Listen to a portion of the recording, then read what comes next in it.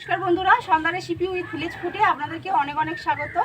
আজকে আমি সন্দেশ মিষ্টি বানিয়ে আপনাদের সাথে শেয়ার করব। আর আজকে আমি যেই চালের ভাত খাওয়া হয় সেই চাল দিয়ে মিষ্টিটা বানিয়ে আপনাদের সাথে শেয়ার করব।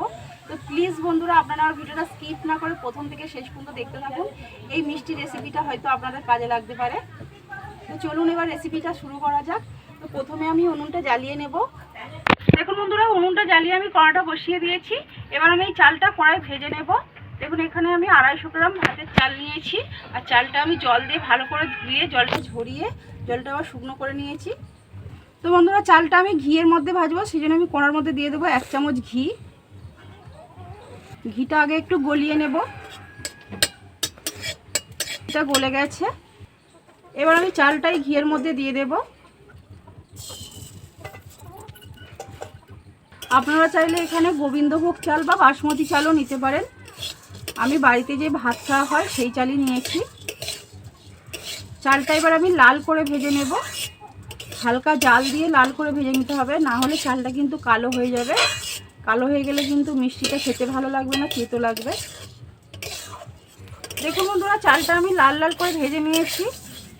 দেখুন চালটা কিন্তু এইরকম লাল করেই ভেজে নিতে হবে। এবার আমি চালটা ঢেলে নেব।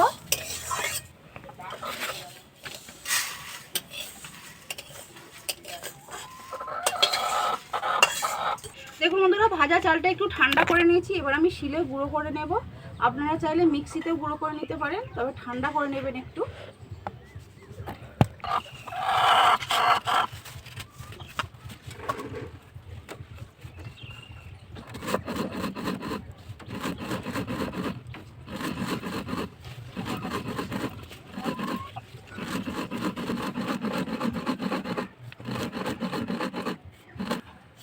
দেখুন বন্ধুরা, চালটা আমার গুঁড়ো হয়ে গেছে।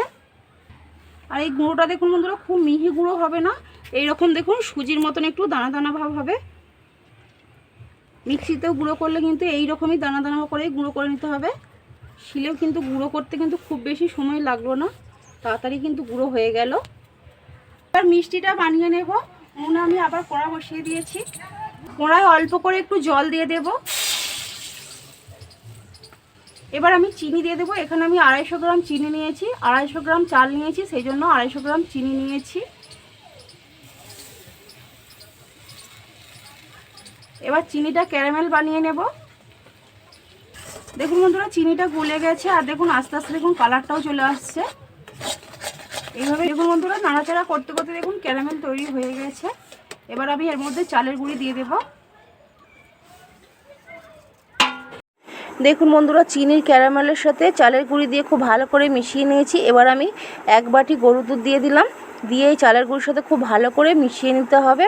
আর খুন্তি দিয়ে এই ডালাগুলো ভালো করে ভেঙে নিতে হবে। আর এই সময় কিন্তু উনুনের জালটা একেবারে হালকা রাখতে হবে। হালকা রেখে ভালোভাবে নাড়াচাড়া করে ডালাগুলো ভেঙে নিতে হবে। দেখুন বন্ধুরা, দুধটা দেওয়ার পর আমি ভালো করে মিশিয়ে নিয়েছি। আর দেখুন এটা শুকনো শুকনো হয়ে আসছে। এবার আমি এর মধ্যে দিয়ে দেব এলাচ গুঁড়ো, এটা ভালো ফ্লেভারের জন্য। আপনারা চাইলে ভ্যানিলা এসেন্স তেলও দিতে পারেন।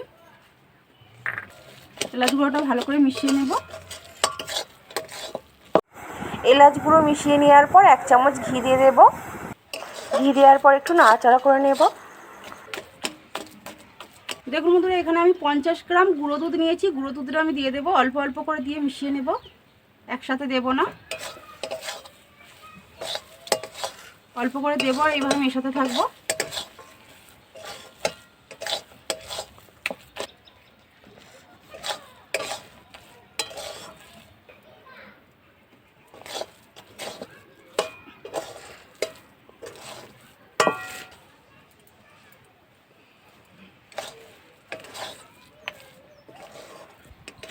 দেখুন বন্ধুরা, গুঁড়ো দুধটা আমি খুব ভালো করে মিশিয়ে নিয়েছি। আর এটা দেখুন নাড়াচাড়া করতে করতে দেখুন অনেকটাই শক্ত হয়ে গেছে। দেখুন একটা ডোয়ের মতন হয়ে গেছে, কড়া থেকে ছেড়ে আসছে দেখুন। এবার কড়াটা উনুন থেকে নামিয়ে নেব। দেখুন বন্ধুরা, এখানে আমি একটা প্লাস্টিকের বক্স নিয়েছি। এই বক্সের মধ্যে আমি এবার এই মিশ্রণটা ঢেলে নেব। দেখুন এখানে আমি একটা কাগজ নিয়েছি, সাদা কাগজ। এই কাগজটার মধ্যে একটু ঘি মাখিয়ে নেব। সাদা কাগজের মধ্যে ঘি মাখিয়ে নিয়েছি। এটা এবার বাটার পেপারের মতনই কাজ করবে। এবার আমি এই কাগজটা বক্সের মধ্যে দিয়ে এর মধ্যে মিশ্রণটা দিয়ে দেব। এবার আমি চালগুড়ির মিশ্রণটি বক্সের মধ্যে নিয়ে ভালো করে শেপ করে নেব। আর দেখুন বন্ধুরা, চালগুড়ির মিশ্রণটি কিন্তু আমি ঠান্ডা করে নিয়েছি, কারণ আমি এখানে প্লাস্টিকের বক্স নিয়েছি। এটা যদি অ্যালুমিনিয়াম বা স্টিলের বক্স হতো তাহলে ঠান্ডা করার দরকার হতো না। এবার এই মিশ্রণটা ভালো করে আমি বক্সের মধ্যে চাড়িয়ে দেব, চেপে চেপে চাড়িয়ে দেব, যাতে এর মধ্যে ভালোভাবে শেড হয়ে যায়। এই দেখুন বন্ধুরা, ভালো করে আমি চাড়িয়ে দিয়ে ভালো করে সমান করে নিয়েছি। এবার এটা 30 মিনিট রেখে দিয়ে পিস করে কেটে নিলেই মিষ্টি তৈরি হয়ে যাবে। তো যদি হাতে সময় কম থাকে তাহলে ফ্রিজের মধ্যে 10 মিনিট রেখে দিয়ে কেটে নিতে পারেন মিষ্টিটা। তো আমি এখন ফ্রিজের মধ্যেই 10 মিনিট রেখে দেব। 10 মিনিট পরে ফিরে আসছি। 10 মিনিট হয়ে গেছে, 10 মিনিট পরে ফিরে আসলাম। এবার এটা আমি ঢেলে নেব থালার মধ্যে।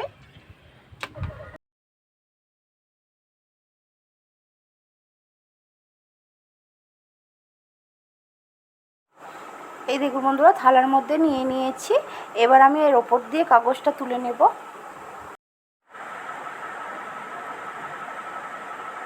এই দেখুন বন্ধুরা, কাগজটা এর ওপর দিয়ে তুলে নিয়েছি। আর দেখুন বন্ধুরা, খুব ভালো করে শেড হয়ে গেছে। এবার আমি এটা ছুরি দিয়ে কেটে নেব।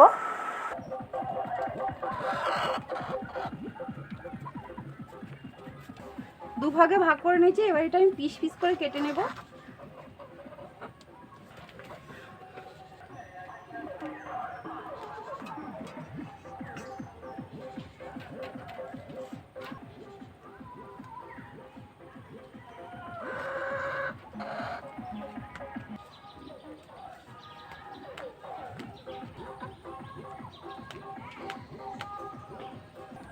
এই দেখুন বন্ধুরা, আমি ছোটো ছোটো করে পিস করে কেটে নিয়েছি। দেখুন বন্ধুরা, ঘরে থাকা ভাতের চাল দিয়ে কত সুন্দর মিষ্টি তৈরি হয়ে গেল। দেখুন বন্ধুরা, মিষ্টিগুলো আমি প্লেটের মধ্যে নিয়ে নিয়েছি। এবার আমি এর ওপর দিয়ে একটু কেশর দিয়ে সাজিয়ে নেব। দেখুন, আপনারা চাইলে কিন্তু এর ওপর দিয়ে যে কোনো ড্রাই ফ্রুটস দিয়েও সাজিয়ে নিতে পারেন। দেখুন বন্ধুরা, পুরো রেডি কাঁচা চালের সন্দেশ মিষ্টি। তো বন্ধুরা, আমি একটা মিষ্টি খেয়ে আপনাদেরকে বলছি কেমন হয়েছে।